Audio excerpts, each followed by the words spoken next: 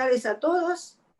Es un gusto compartir con ustedes este conversatorio que esperamos sea de utilidad para la preparación de los trabajos para el concurso de personalidades de la ciencia en la Argentina.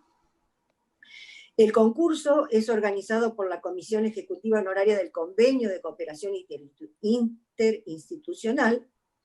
Este convenio fue firmado por primera vez en el año 2000 como iniciativa del entonces presidente de la Academia Nacional de Ciencias, el doctor Alberto Maiztegui, y desde entonces se ha continuado renovando cada 2 años.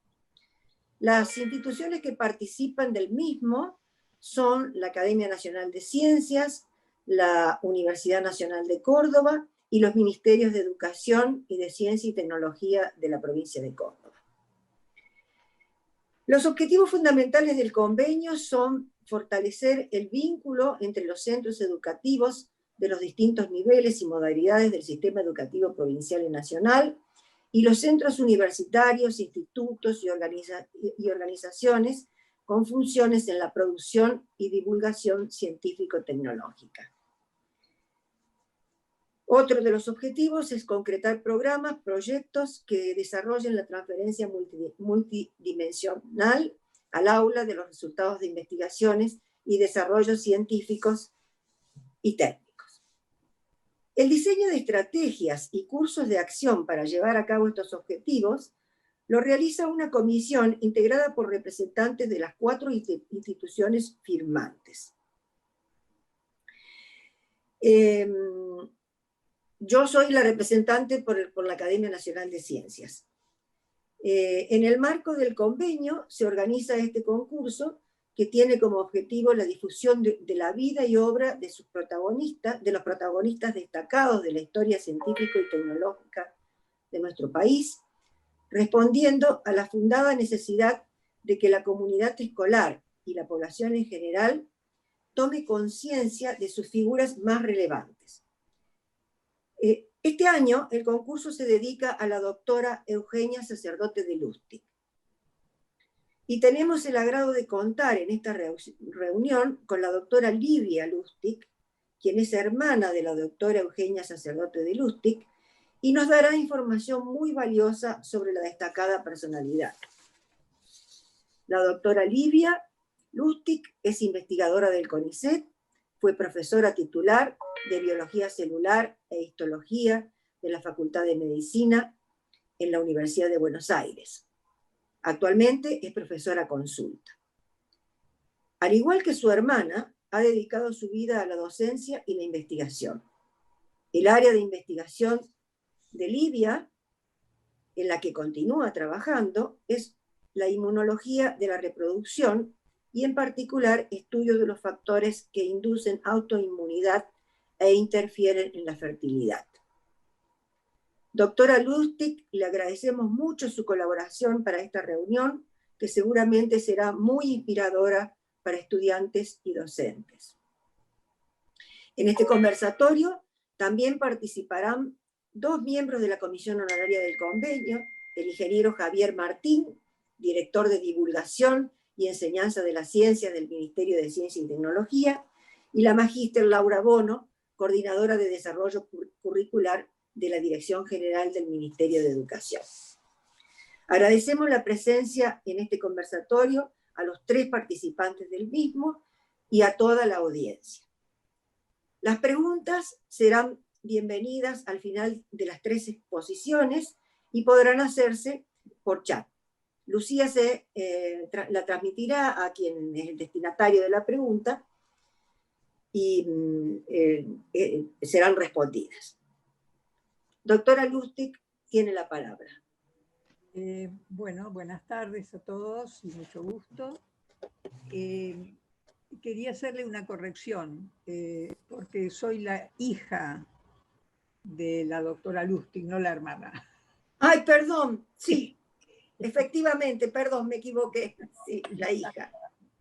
Bien, bueno, yo he escrito algunas notas con las cuales me voy a guiar y haré algunos comentarios sobre la trayectoria de vida de mi madre, que nació en noviembre de 1910 en Turín, en Piemonte, Italia, y falleció a los 101 años en el 2011 en Buenos Aires.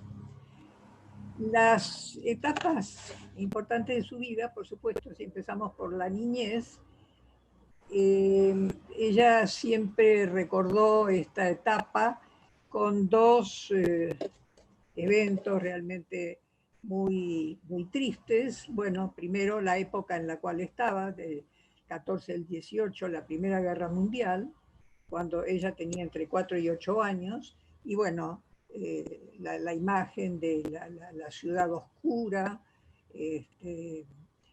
con todo lo que significa la guerra. Vivían cerca de la estación de tren donde continuamente llegaban heridos, o sea, muchas vivencias de guerra en los primeros años de vida. Y luego el otro evento muy triste es el fallecimiento de su padre, porque sufría de leucemia cuando tenía ella 9 años. Eso hacía que durante todos los primeros años de su vida la madre realmente podía dedicarle bastante poco tiempo a los hijos porque estaba muy dedicada a cuidar a su marido, de manera tal que ella y sus 2 hermanos, tenía 2 hermanos mayores, uno de 7 años mayor y el otro de 4 años, hacía que en realidad se ocupaba sobre todo 2 hermanas que vivían en la casa y que ayudaban en la casa, y que fueron personajes muy importantes en los primeros años de su vida. Las acompañaron mucho a los chicos. Bueno, asiste a la escuela primaria, termina en 1920, y luego otros eventos un tanto complicados fue la pandemia de la gripe española que hubo en esa época, y que 2 primas de la madre fallecieron justamente a raíz de esta situación. Y la otra evento que estaba ocurriendo y que impregnaba a toda la sociedad era bueno, el poder que iba adquiriendo Mussolini en esa época y imponiendo la era fascista en Italia. Su adolescencia transcurrió con la asistencia a la escuela secundaria, y lo habitual en esa época era la asistencia para las mujeres al llamado liceo femenino, que así había sido denominado en los últimos esos años. Y ahí tenía como amiga y compañera su prima, que era Rita Levi Montalcini, que bueno, cursan ese liceo femenino que estaba sobre todo dedicado a enseñar literatura, historia, algunas nociones de las ciencias biológicas, y después idiomas, básicamente el francés, y todas las actividades, digamos, domésticas, de bordar, coser y ese tipo de cosas. Sin embargo, ella y su prima Rita estaban decididas a que querían continuar estudiando e ingresar a la universidad. Si me pone el segundo esquema, el segundo diapositivo, por favor, Lucía. Está el segundo, doctora. Ah, gracias. Bueno, no lo veo acá. A ver. ¿No lo están viendo bien? No, yo tengo el primero. No sé, ¿ustedes tienen el segundo? No, Lu, no se ve. Déjenos un segundo, voy a volver a compartir la pantalla, porque yo lo estoy viendo bien y me dicen que no lo están viendo bien. Comparto la pantalla. Ah. Un segundito, por favor. Si no, digamos, yo puedo continuar de todas maneras. No sé si ustedes lo ven, no hay problema.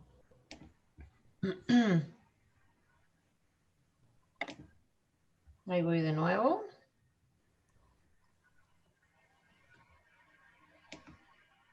No está en modo presentación, Lu, ¿eh? Está demorando. Un segundo. Fíjate que arriba dice... ¿Ahora sí? Tampoco, todavía no. Creo que no. De todas maneras, yo puedo continuar Pásamelo, Lu, A efectos de no perder el tiempo, yo les voy a ir contando de que cuando ella terminó su escuela secundaria, era 1927, bueno, uno de sus hermanos sufre un grave accidente y ella lo acompaña, tuvo que estar más de 2 meses en el hospital, y ella lo acompaña, y el contacto diario con médicos y enfermeras influye mucho sobre su decisión de estudiar medicina. Su prima Rita también tenía inclinaciones por las ciencias biológicas y por la medicina, y ambas decidieron que querían ingresar a esa facultad. Fue muy duro el poder convencer, sobre todo Rita, convencer al padre, que no quería saber nada de que siguiera estudios universitarios y menos de medicina. En esa época era muy poco común que, digamos, que las mujeres siguieran carreras, sobre todo carreras de ciencias exactas o de medicina. De todas maneras, luego de muchas dificultades lo lograron. Y claro, la primera dificultad era que ellas con el liceo femenino no estaban habilitadas, digamos, para ingresar a una universidad, de manera tal que debían estudiar todas las materias de matemáticas, de física, de química correspondientes a los últimos 3 años del llamado liceo clásico, que era el que básicamente seguían los varones, y para poder aprobar el llamado examen de madurez o maturitas clásica, a fin de poder ingresar a la Facultad de Medicina. Y toman esa decisión y ocupan un año entero con profesores que las ayudan a completar todos esos estudios de matemáticas, de física, de química, de latín y de griego, que eran todas materias que ellas no habían visto. Fue un esfuerzo, mi madre siempre decía que nunca en su vida había estudiado tanto como en ese periodo. Eran horas y horas de estudio a lo largo de todo el año. Bueno, fueron exitosos porque lograron pasar ese examen con las mejores notas y poder ingresar a la Facultad de Medicina. Bueno, ahí también fue toda una odisea los primeros tiempos en la facultad, porque bueno, no solo los estudiantes no estaban acostumbrados a ver mujeres, había alrededor de 400 alumnos hombres y 4 mujeres en total, y bueno, por supuesto tuvieron que pasar por todas las chanzas y distintas trampitas que les hacían sus compañeros, pero bueno, sortearon esos inconvenientes y poco a poco se acostumbraron tanto estudiantes como profesores a ver mujeres en el ámbito de la facultad. Ya en el segundo año, el profesor de histología, que era el profesor Giuseppe Levi, que era alguien ya conocido internacionalmente en cuanto a que había realmente comenzado una investigación, y digamos, sus investigaciones eran bastante conocidas en el campo de la biología celular y de la histología. Bueno, había seleccionado 4 alumnos para adiestrarlos primero en las preparaciones histológicas y luego iniciarlos realmente en la investigación.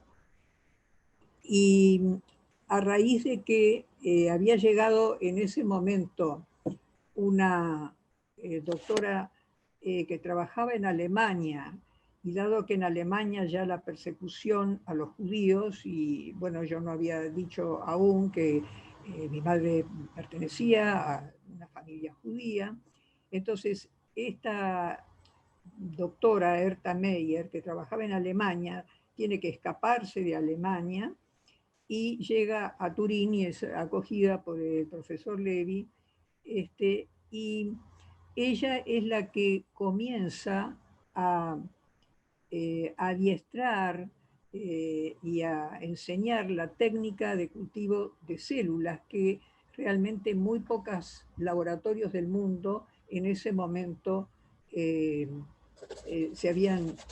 aún no se había iniciado, de manera tal que Eugenia y Rita forman parte de ese grupo seleccionado de 4 alumnos y bueno, aprenden todo lo que es la técnica histológica, comienzan a hacer trabajos de investigación guiados por el profesor Levi y van aprendiendo también esta técnica del cultivo de células que era totalmente novedoso.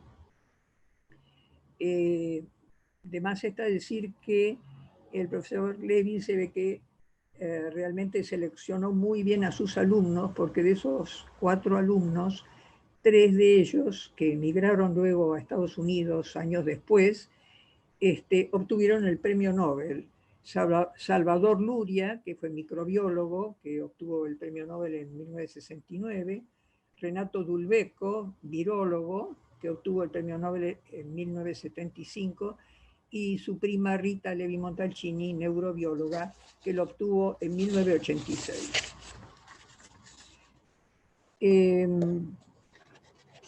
Bueno, cuando cursaba los estudios en la facultad, durante los veranos, en creo que 2 años, ella hacía una estadía en el Instituto de Fisiología de Alta Montaña, que dependía de la Facultad de Medicina.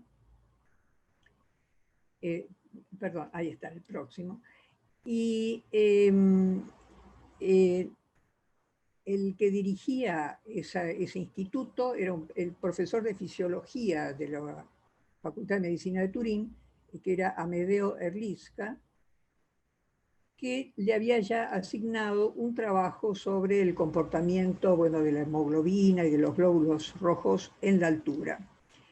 Y llegaba allí generalmente, bueno, tenían que esquiar, escalar y esquiar hasta llegar hasta el instituto, y iba acompañada de su hermano Pablo, que era, bueno, por un lado era un excelente montañista y estaba cursando en ese momento medicina, a pesar de que ella había cursado toda la carrera de economía, pero no le gustaba tanto. Y cuando la vio a su hermana Eugenia tan apasionada por lo que estaba viendo en la carrera de medicina, y le pedía que le contara, en fin, todas las experiencias que iba teniendo y sus estudios, se entusiasmó tanto que decidió empezar también medicina y estaba cursando en ese momento.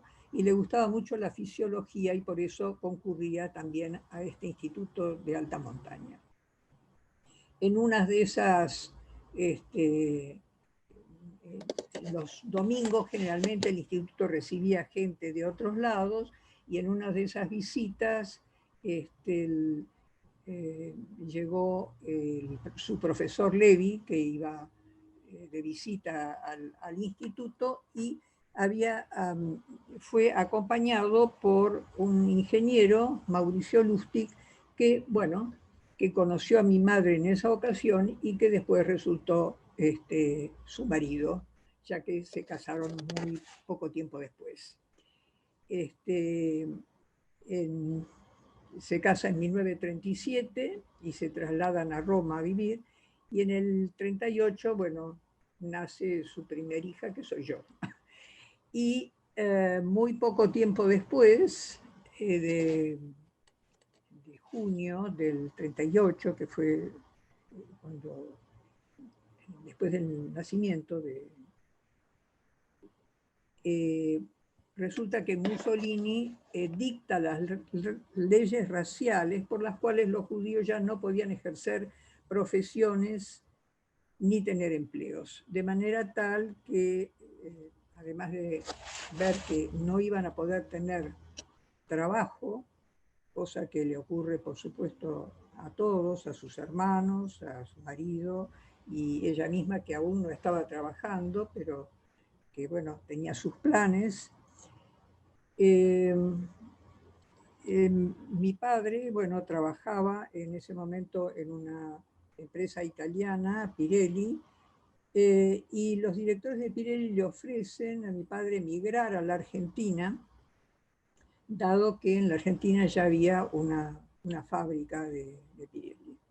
De manera tal que, dada la situación en Europa y la guerra que se avecinaba, en 1939, con gran congoja realmente por dejar a su familia y a su país natal, se embarcan mi madre, mi padre, yo y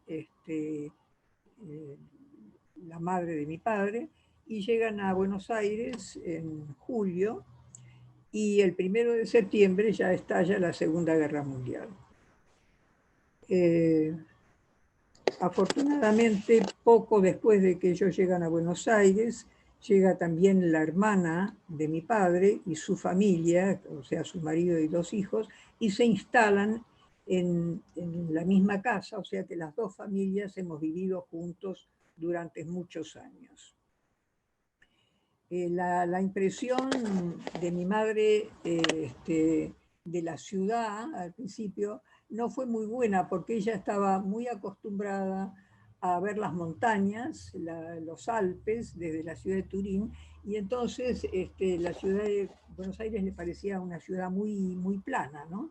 Recuerda siempre como anécdota que cuando preguntó, visitando la ciudad, preguntó cuál era el punto más alto, le indicaron, bueno, acá estamos en el punto más alto, que era en Caballito, que tiene 38 metros de altura, ¿no? Entonces quedó muy desilusionada, estaba muy acostumbrada a tener las montañas como referencia.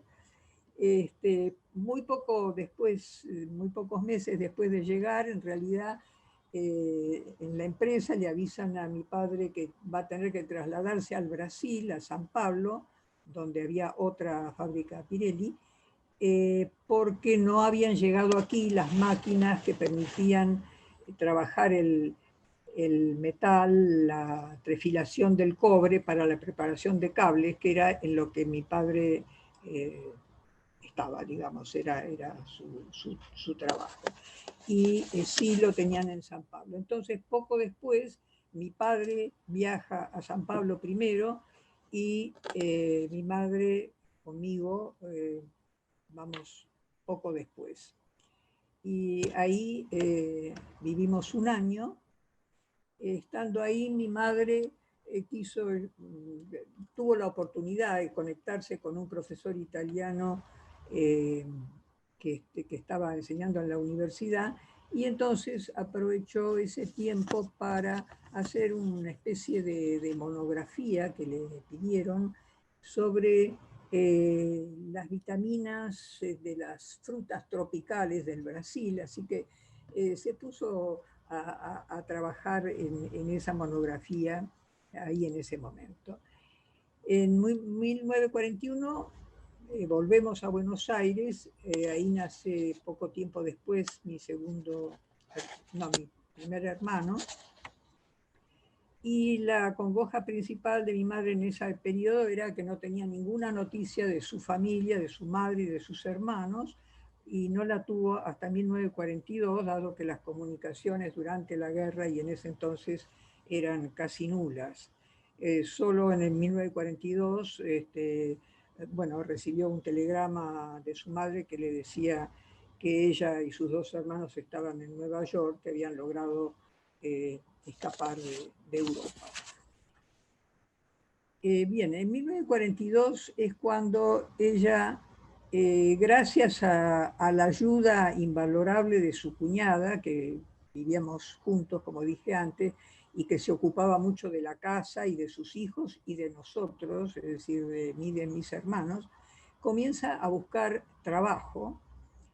Y para eso se acerca a la biblioteca de la Facultad de Medicina, averigua el nombre de los profesores, en fin, se trata de poner en contacto con ellos y empieza a trabajar ad honorem en la cátedra de histología, justamente en la Facultad de Medicina, y comienza a introducir la técnica de cultivo de tejidos, que era lo que ella conocía y que aquí aún nadie estaba adiestrado en esa técnica.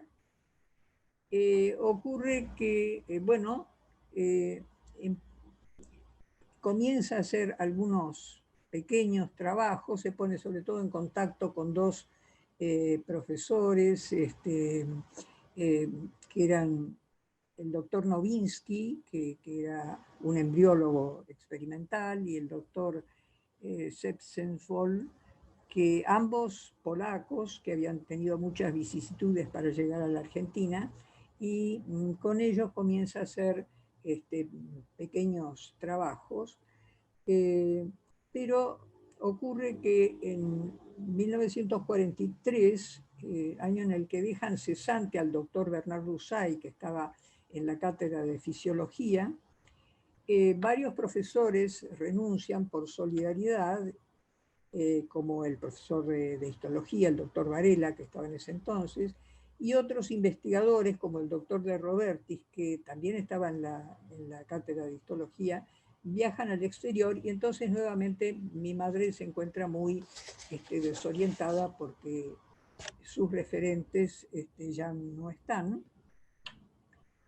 Y pocos años después, en el 1947, es el doctor Braqueto Brián, director del Instituto de Oncología, el Instituto Roffo, que la invita a trabajar al instituto para justamente organizar una sección de cultivo de células y de tejidos, porque está muy interesado en que se cultiven células cancerosas, y entonces es el primer momento en el cual mi madre se asoma, digamos, a la cancerología, y es el inicio realmente de un largo camino de investigación en oncología, ¿no? Y entonces organiza esa sección de cultivo de tejidos, y bueno, y digamos, tiene ya mucho intercambio con los médicos del Instituto Roffo, y comienza realmente una serie de investigaciones en oncología.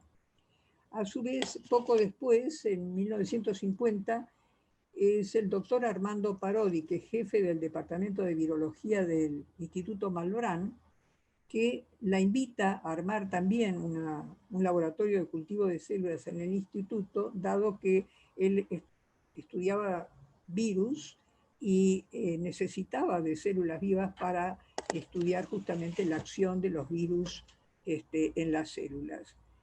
De manera tal que ella acepta esa invitación y divide su tiempo entre el Instituto Roffo y el Malbrán, yendo a la mañana al Roffo y a la tarde al Malbrán, y comienza a tener contacto con la virología, de la cual no tenía mucha experiencia. Lamentablemente, poco tiempo después, el doctor Parodi es invitado a trabajar al Uruguay, de manera tal que mi madre queda a cargo de la sección de virología, a la cual hacía poco tiempo en el cual se estaba acomodando, ¿no? En el próximo año, ya había comenzado, por los años 1953, algunos casos de poliomielitis en el país. Y entonces,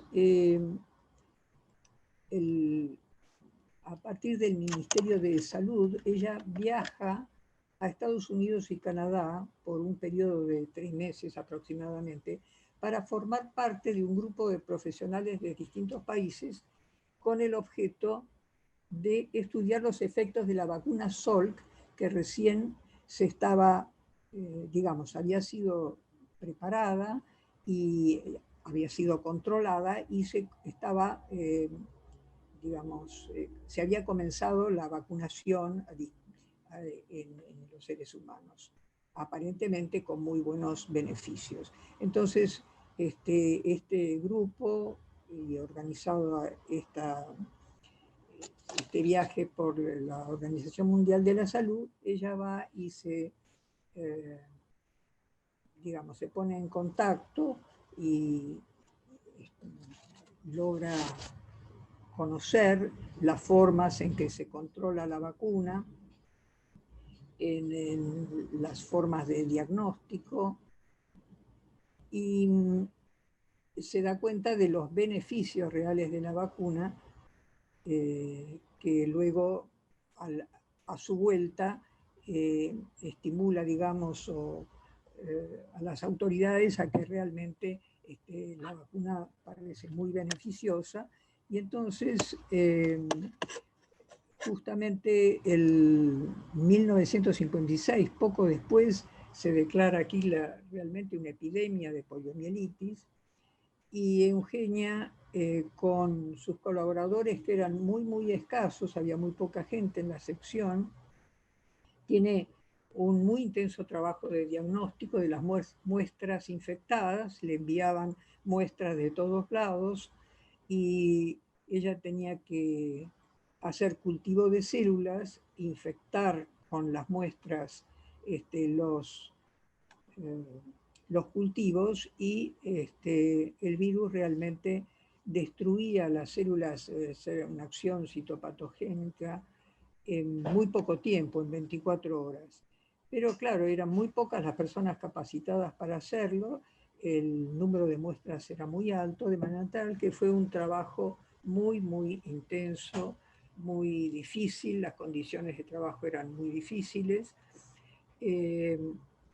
pero bueno, fue muy útil realmente para el diagnóstico de la enfermedad en ese momento. Y bueno, es cuando ella, por supuesto, se vacuna, nos vacuna a nosotros y estimula mucho a las autoridades a que se haga una vacunación masiva. Pocos años después, en el 58, ella finalmente renuncia a su trabajo en el Instituto Malbrán, porque había sido, digamos, había sido designado el doctor Piroski a cargo del Instituto Malbrán, pero había muchos problemas, entre problemas gremiales y problemas de reorganización del instituto, que impedían realmente poder trabajar en una forma adecuada. Y entonces ella renuncia a su trabajo en el Instituto Malbrán, y es en ese mismo año en el cual hay un nuevo rector de la Universidad de Buenos Aires, que es el doctor Ricieri Frondizi, que le reconoce el título de doctora en medicina que había obtenido en Italia, cosa que nunca antes había ocurrido. Su título de médica y de doctora en medicina no había sido reconocida porque ella tendría que haber hecho equivalencias desde la escuela primaria, escuela secundaria y universitaria para tener su título. Sin embargo, en ese momento el doctor Ricieri Frondizi reconoce el título extranjero de muchos profesionales. Se presenta entonces a un concurso de profesora de biología celular en la Facultad de Ciencias Exactas de la UBA y obtiene ese cargo. Y entonces ella, que continuaba trabajando en el Instituto Roffo, como el Instituto Roffo es un instituto que también depende de la Universidad de Buenos Aires, ella organizó que toda la parte práctica de la materia se iba a realizar en el instituto, dado que justamente ahí tenía las condiciones de trabajo adecuadas para realizar los trabajos prácticos, y seguía dando sus clases en la facultad. En la facultad permanece desde el año 58 hasta 1966, en el cual renuncia a su cargo luego de la famosa noche de los bastones largos, y toda su actividad desde ese momento en adelante se concentra en el Instituto Roffo, ¿no? Bueno, ella siguió trabajando hasta los 88 años, momento en el cual se descubrió que tenía un melanoma en la coroides, en el ojo, por lo cual tuvo que tratar ese tumor con material radioactivo. Y bueno, el crecimiento del tumor, digamos, desapareció, pero bueno, también desapareció la visión, y eso sumado a una degeneración macular que tenía en el otro ojo, digamos, realmente perdió la visión en forma muy importante, y eso hizo que realmente dejara de trabajar a los 88 años. Y luego, como realmente su curiosidad y su interés en todo lo que hacía era muy fuerte, bueno, siguió con la ayuda invalorable de amigas y de colegas y de lectoras que voluntariamente se prestaron. Mucha gente iba casi todas las tardes a leerle artículos científicos o simplemente otro tipo de literatura, de historia que le gustaba mucho. Y bueno, siguió con una actividad muy intensa, repito, con una gran ayuda de mucha gente que voluntariamente se prestó a ir a leerle, ¿no es cierto? Cosa que ella ya no podía hacer. Las principales líneas de trabajo son las que están ahí. La mayor parte de su tiempo lo dedicó justamente a estudiar distintos aspectos del cáncer, la relación entre los tejidos embrionarios y tumorales, la formación de metástasis, la angiogénesis. A partir de 1996 cambió totalmente de tema, pero con las mismas herramientas y con simplemente surgieron otros problemas que le interesaban, y entonces empezó a estudiar enfermedades neurodegenerativas, la búsqueda de métodos diagnósticos para justamente poder diagnosticar ese tipo de enfermedades. Y eso la apasionó muchísimo, un nuevo tema completamente diferente. Y por supuesto se dedicó también mucho a la enseñanza de lo que ella sabía hacer, que era el cultivo de tejidos. Hicieron muchos cursos sobre cultivo de tejidos que aún hoy sus colaboradores siguen dictando, y formó muchísimos investigadores, muchos becarios, muchos tesistas. Yo creo que lo principal que hizo que mi madre tuviera esta pasión tan fuerte por su trabajo era la curiosidad que tenía por todos los eventos biológicos, plantearse problemas en base a un fenómeno, plantearse problemas y buscar las soluciones o eso, por supuesto, acompañado de mucho estudio.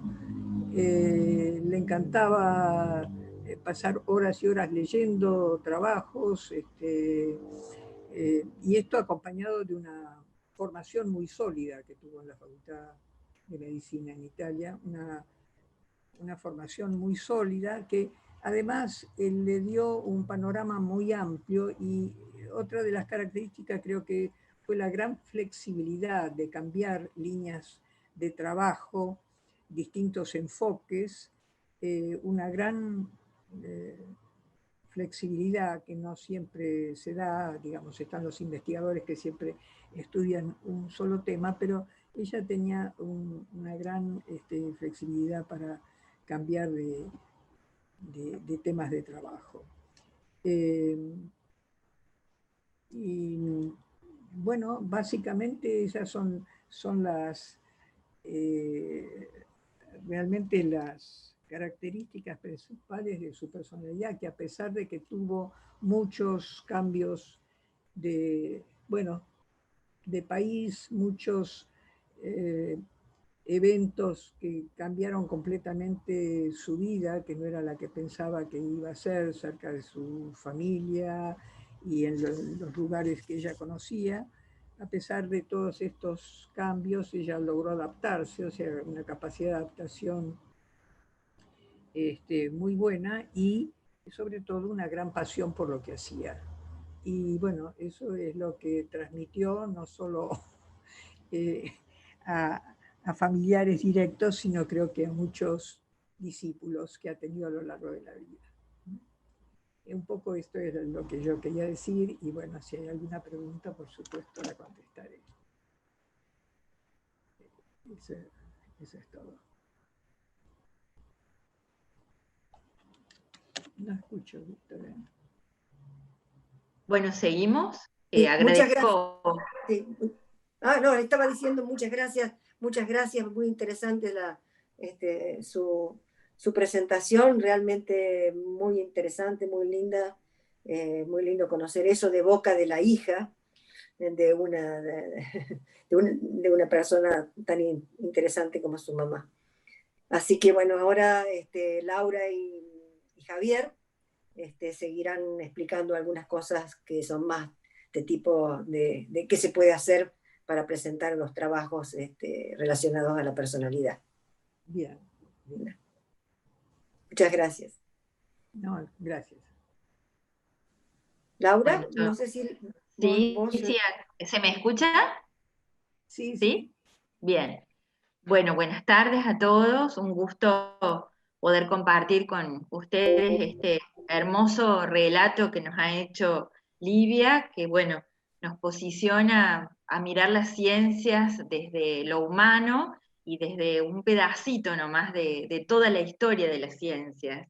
Y bueno, yo me voy a referir un poco a cómo usar estas historias tan interesantes en la escuela, cómo repensar la mirada de la historia de las ciencias en la educación y su valor dentro de las aulas para la formación cultural de nuestros estudiantes. Vamos a la primera entonces diapositiva, Javier, donde un poco vamos a recordar qué se entiende por historia de las ciencias, que tiene mucho que ver con esto que nos ha transmitido Livia de su madre, con todo el contexto. Siempre que hablamos de historia de la ciencia, estamos pensando en la documentación de todo lo que ha sucedido en relación con la ciencia, la técnica, la tecnología, la interrelación entre estas áreas de conocimiento y los contextos. Y por eso es tan importante cuando nosotros hablamos de las ciencias, darles contextos, como justamente es lo que nos ha transmitido Livia cuando nos contaba los momentos históricos y además los lugares por los cuales transitaba su madre. Podemos asegurar que no hay alfabetización científica y tecnológica, y no solamente lo digo yo, sino que lo dicen muchos autores, si no se conoce la historia de las ciencias y las tecnologías. Y la escuela es justamente un lugar muy particular donde nosotros podemos transmitir esos saberes y acercar a los niños y a los jóvenes o adultos a el conocimiento en particular de nuestros científicos y nuestra historia de las ciencias. Algunos autores dicen que justamente la historia, la filosofía, la sociología de las ciencias no tienen todas las soluciones para la crisis educativa actual, que todos sabemos que por la cual transitamos, pero sí que nos da algunas respuestas. Por ejemplo, nos ayuda a humanizar las ciencias, a hacer las clases más estimulantes y reflexivas, a un mejor conocimiento de las estructuras de la ciencia. Y esto fíjense que ya es de un autor muy conocido, que es Antonio Garrett, del 2010. Pasemos a la próxima, Javier, por favor. Entonces podemos decir que si nosotros pudiéramos incorporar a la enseñanza de las ciencias, y cuando hablo de ciencias estoy hablando de las ciencias en general, porque no solo esto hace referencia a ciencias naturales, sino que también se comparte con las ciencias sociales, podríamos decir que esto humaniza las ciencias, muestra que las ciencias están atravesadas por intereses sociales, personales, éticos. Esto se veía muy bien en el caso que nos contaba Livia. Facilita muchas veces la comprensión de la situación actual. Fíjense que nos ayuda a ver los procesos de construcción del conocimiento científico, y sobre todo colabora en el desarrollo del pensamiento crítico, que es una capacidad que nosotros consideramos sumamente importante desarrollar en nuestros estudiantes. Ayuda también a formar la identidad personal y nacional, nos ayuda a conocer nuestra propia historia como nación y considerar que la ciencia no se desarrolla por fuera de nuestro país, sino que tiene un valor muy importante como parte de la identidad nacional. Dijimos que motiva a los estudiantes, los estimula, los ayuda a ver situaciones diferentes, estos relatos ayudan a que los estudiantes puedan desarrollar su curiosidad, como decía Livia que tenía su mamá, ¿no?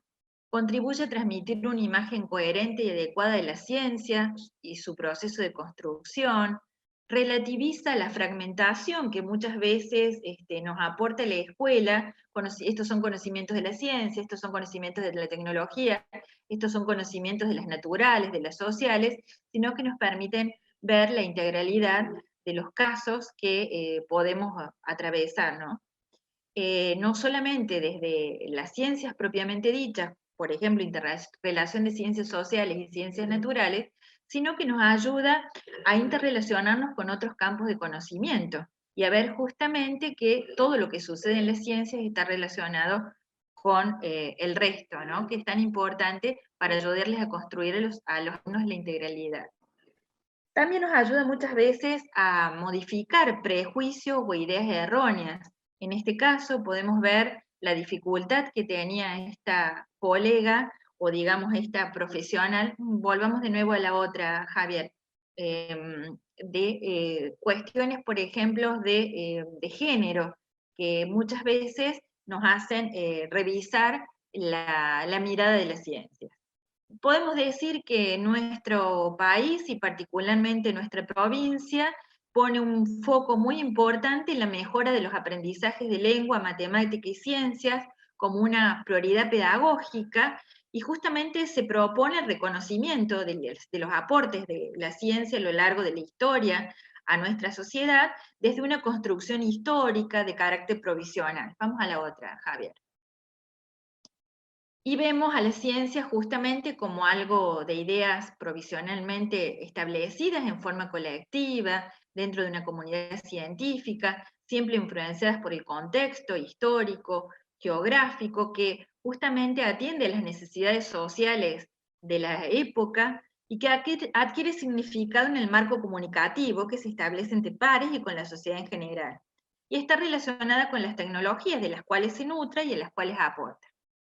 Y esto lo que es importante es que nosotros lo tenemos que ver, que se puede empezar a trabajar desde las edades más pequeñas. Nosotros ya con los chiquitos más chicos podemos empezar a hablar de las profesiones y justamente empezar a ayudarles a sacar esos prejuicios y acercarlos cada vez en forma más amigable al conocimiento científico que seguramente va a contribuir a su formación cultural. Seguimos con la próxima, Javier, por favor. Podemos ver que en la escuela podemos encontrar la historia de la ciencia, si bien muchas veces todavía está ausente, desde distintos enfoques didácticos. Por ejemplo, a través de incorporar anécdotas, biografías de los científicos, hacer narrativas de investigación, incorporar casos históricos en la ciencia, experimentos históricos, estudios de trabajos y publicaciones originales, controversias, que son muchas maneras de poder no solo contribuir a que se conozca la historia de la ciencia, sino también a favorecer el conocimiento de los saberes científicos, que realmente de esta forma pueden ayudar a acercarse a los alumnos de una forma diferente. Tenemos que pensar que no es una historia de las ciencias solamente de mostrar los logros de la ciencia, sino que también hay que mostrar todos estos procesos donde justamente se puedan ver a los personajes de las ciencias con todas sus dificultades, con todos sus aportes, y además también como personas que eligen estas, digamos, ramas del saber y estas profesiones por compromiso y por gusto también, porque realmente después de lo que contaba Livia, evidentemente su madre era no solo comprometida con las ciencias, sino que también disfrutaba de los saberes científicos y de ser parte de la comunidad científica. Sigamos con la otra, Javier. Bueno, en esta oportunidad nosotros hemos invitado a Livia porque nos pareció interesante dentro del convenio de cooperación poder siempre incentivar a los estudiantes y a los docentes que aborden el conocimiento de nuestras personalidades de la ciencia y la tecnología argentina, y los invitamos siempre a que puedan elaborar trabajos originales dentro del concurso Personalidad de la Ciencia y la Tecnología Argentina. Y justamente en esta edición 2020 fue elegida a Eugenia Sacerdote de Luftin con todo este bagaje de conocimientos y saberes que nos ha podido transmitir, digamos, la hija de Eugenia. Sigamos en la otra. Este concurso está destinado a estudiantes de todos los niveles y modalidades del sistema educativo. Ya se viene haciendo de bastante tiempo atrás, con resultados muy interesantes y con propuestas que no solo vienen desde Córdoba, sino desde el resto del país, y que además atraviesan todos los niveles, desde niños muy chiquitos de educación inicial, con toda su motivación, su creatividad, hasta estudiantes de educación superior, y también desde todas las gestiones estatal, privada, siempre por supuesto coordinados por docentes y, digamos, siendo parte de lo que se tiene que enseñar en la escuela. En este caso, ya fue abierta la convocatoria y ya estamos en la presentación de trabajos. La entrega de premios generalmente se hace el año siguiente, el Día de la Ciencia y la Técnica, que el año próximo va a ser en abril del 2021. Y los autores de los trabajos seleccionados, reciben, por supuesto, algún premio que nosotros llamamos, que siempre son más que todo simbólicos, pero que tienen un gran valor, que es un diploma para cada participante, un diploma para la institución, la difusión del trabajo, algunos libros, que por supuesto hacen que se valore el trabajo que han presentado. Sigamos en la próxima. El propósito es un poco lo que decía Rita al comienzo. Consideramos muy importante difundir la obra, la vida de personalidades destacadas de nuestro país, ¿no? Y que realmente consideramos que muchas veces están ausentes dentro de la escuela. Y los objetivos es fomentar el interés por el conocimiento de los científicos, por las ciencias, en particular desde todos los que contribuyeron en estos campos en nuestro país, promover el uso de diversas fuentes de la información para desarrollar estrategias de interpretación sobre la práctica cotidiana de la ciencia desde una perspectiva histórica, y sobre todo reconocer la importancia del trabajo científico y tecnológico en la Argentina a través de la obra de sus exponentes, siempre valorando la contribución a la cultura nacional y universal. Y bueno, ahí tienen un correo electrónico donde ustedes pueden hacer consultas, y si no, entrando a las páginas de las instituciones que pertenecen a este convenio, ustedes pueden encontrar toda la información correspondiente. Y por supuesto es una invitación que, más allá del concurso, nosotros sugerimos a las escuelas de que puedan posicionar la enseñanza de la historia de las ciencias también como parte del cotidiano que se hace en las aulas, para justamente poder revisar las cuestiones que tienen que ver con la ciencia en la escuela y poder acercar a los estudiantes a estos saberes que son tan importantes hoy en día en la vida cotidiana y que justamente nos permiten el desarrollo de ciertas capacidades que son importantes en ellos. Bueno, seguimos, Javier, con la próxima. El trabajo final que se espera es siempre el diseño de un proyecto. La idea de la convocatoria es que el proyecto sea lo más creativo posible, y acá sí abrimos a que los docentes juntos con los estudiantes piensen distintas posibilidades. Hemos recibido, por ejemplo, programas de radio, cuadros, hemos recibido juegos, hemos recibido también videos, todo aquello que pueda dar cuenta del trabajo que se ha realizado en la escuela y principalmente de lo que se ha enseñado y se ha aprendido, que es lo más importante. Y siempre luego les puedo contar que cuando el trabajo se presenta al final en los premios, son los chicos los que hablan y los docentes. Y uno puede sentirse muy halagado, muy contento y celebrar el disfrute que han tenido los chicos conociendo a estos personajes que muchas veces están olvidados en la enseñanza en la escuela. Se incluye en el trabajo los docentes colaboradores, se pueden, digamos, invitar también asesores que sean investigadores, que pueden colaborar con estos trabajos, tienen que estar bien claros los destinatarios, el curso, el grado, el aula, las actividades que se realizaron, el producto, digamos, que se elaboró y la bibliografía, que siempre consideramos que es importante para poder tener, digamos, un dato de cuáles fueron las fuentes consultadas. Seguimos en la otra, y ya te doy la palabra a vos para que ustedes puedan, Javier, para que ustedes puedan también enriquecer a la elaboración de estos trabajos. Así que bueno, por mi parte quedo a disposición y los esperamos en este concurso, y también los invitamos a que podamos entre todos fortalecer el conocimiento de la ciencia argentina y por lo tanto fortalecer la cultura de nuestros estudiantes. Muchísimas gracias. Bueno, gracias Laura. Yo ahora voy a pasar rápidamente.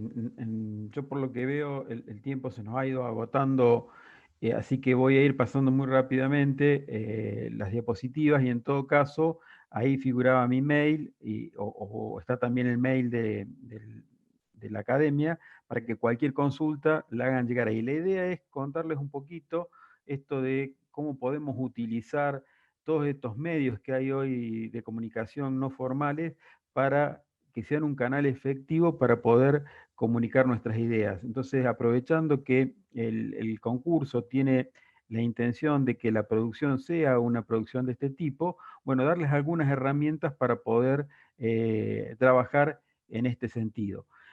Nosotros hoy tenemos una gran cantidad de lo que llamamos las redes sociales, que en realidad lo que generan son lazos de comunicación entre las personas. Yo no me voy a detener mucho en el contexto teórico de todas estas definiciones, pero sí es interesante saber que hoy los jóvenes, especialmente nuestros estudiantes, en casi todo el sistema educativo, son muy ávidos participando en las redes y además son muy hábiles participando en estas redes. Entonces, nos parece que puede ser una estrategia interesante recuperar esa habilidad que ellos tienen para comunicarse en las redes, para generar herramientas de aprendizaje. Allí es donde entra de lleno este concepto de transmedia, que es un concepto en una determinada producción, una determinada pieza de comunicación se produce de forma distinta para ser ubicado en distintas redes. Por ejemplo, podemos hablar de una película, podemos hablar de un libro, podemos hablar de un videojuego, podemos hablar de un podcast. Entonces, antiguamente, cada una de estas piezas comunicacionales eran en sí misma una pieza de comunicación. La idea de la transmedia, y que es un poquito más largo de desarrollar el concepto, es elaborar distintas piezas que cada una encaje con un medio que sea el más adecuado para su transmisión, para una red, para un determinado medio de transmisión.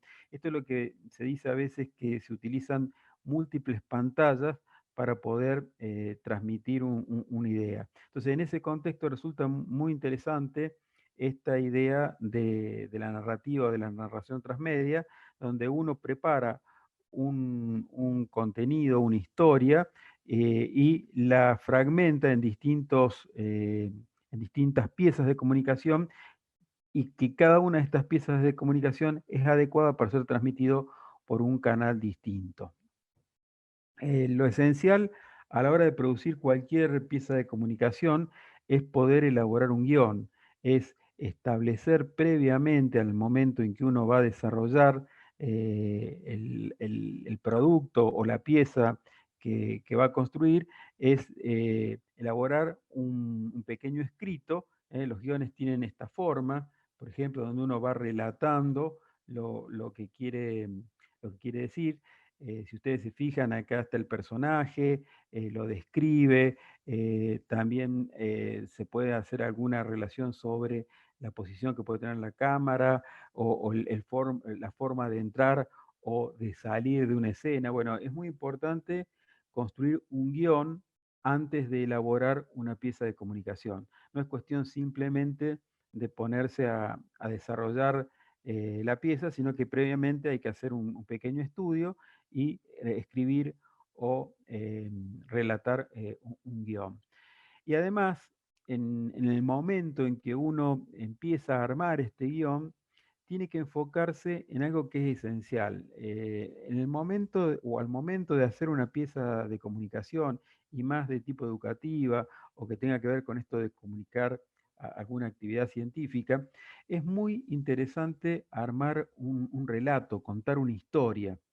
Y para que esa historia se fundamente, para que esa historia sea interesante para el resto de las personas, es necesario destacar tres ejes principales. Bueno, la temática que se va a trabajar, que es en realidad lo que uno tiene la intención de contar, pero después hay que buscar algún personaje y algún lugar donde se pueda desarrollar la historia. Si uno logra contar una historia alrededor del tema que quiere abordar, es muy probable que el receptor de esa pieza comunicacional lo escuche con más agrado. Entonces, bueno, un poco la idea de este concurso es generar una pieza comunicacional y nuestra recomendación es que al elaborar esa pieza se arme un guión y que ese guión tenga estos tres ejes. Hay que vincularlo a la temática que uno quiere tocar. En este caso, la temática sería la historia de nuestra personalidad de la ciencia, algún aspecto de su vida personal, de su tarea científica, pero bueno, abordada desde algún personaje, que puede ser la misma doctora, o podría ser un personaje ficticio, y en algún territorio, fijar el desarrollo de esa imagen o de esa pieza comunicacional en algún lugar concreto. Con eso uno podría ir elaborando una historia que seguramente va a ser mucho más agradable para quien luego la pueda ver o escuchar.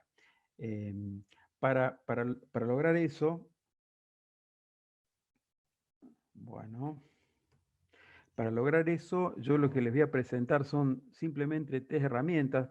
Tenía la intención de desarrollar un poquito más el contenido de esto, pero simplemente se las voy a presentar y en todo caso, si alguno después quiere conocer más sobre estas herramientas, me escribe y yo con todo gusto le voy a contar algunas cosas más sobre las herramientas.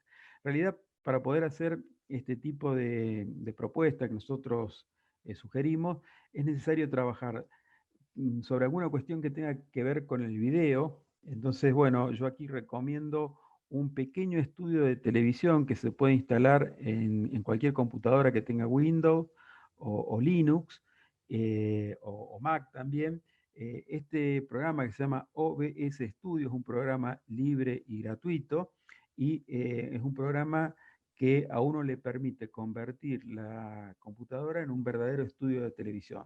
Puede trabajar con una o con varias cámaras, puede trabajar con distintos efectos. Realmente es un programa muy valioso. De hecho, en este momento yo estoy transmitiendo a través de OBS. Para poder también avanzar es necesario a veces grabar piezas de audio. Podría ser una pieza de audio para complementar un video o simplemente un podcast de audio, que es algo también muy interesante para realizar como actividad propia del concurso. Para eso yo les sugiero o les recomiendo que usen un programa que se llama Audacity. Este programa es también libre y gratuito y tiene características también que lo hacen extremadamente interesante. Yo diría que es un programa profesional de edición de audio al que uno puede acceder en forma gratuita. Tanto el OBS como este programa Audacity tienen también la virtud de que son muy fáciles de usar y de que hay muchos tutoriales en internet que uno puede utilizar para aprenderlos a manejar. Y por último, para ir ya finalizando, una vez que uno tiene producida una pieza de video y tiene una pieza de audio, bueno, eso hay que editarlo, a veces hay que mezclarlo, hay que juntarlo, hay que cortar una parte, sacar una parte, poner otra parte.